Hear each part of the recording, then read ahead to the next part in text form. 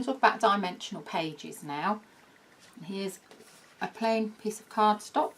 A dimensional page is one that still has an additional hinge on it, which allows you to place more pockets, tags, embellishments on your pages either side, but it is a single piece of cardstock.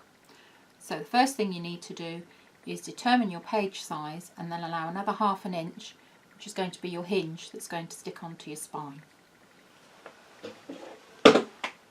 So you take your page and you score down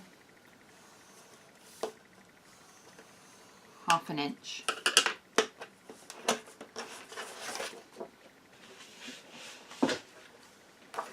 And then you're going to score that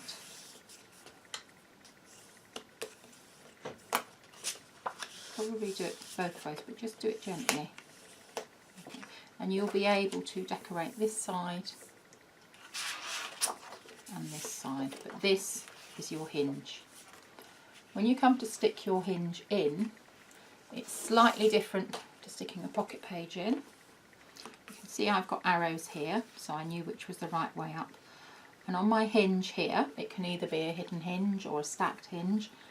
I've only put double-sided tape on the front facing piece of each spine flap. And I always start from the back and work towards the front. And the difference is I've also not trimmed the corners, and you'll see why in a minute. Take this off here, take my double-sided tape off. And then your page, once it's completed, I'm showing you this not decorated, but I would always stick my pages in once they were decorated. Your 1/2 inch here, this is 1/2 inch. I'm going to line it up there.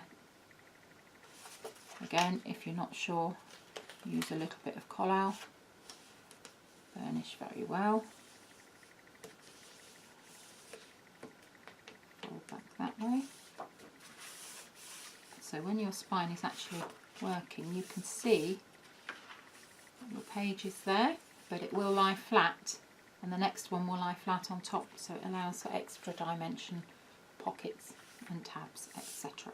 So that is a dimensional page stuck onto a stacked hinge, but you could stick it onto a concertina or hidden hinge as well if you choose. So that's that one.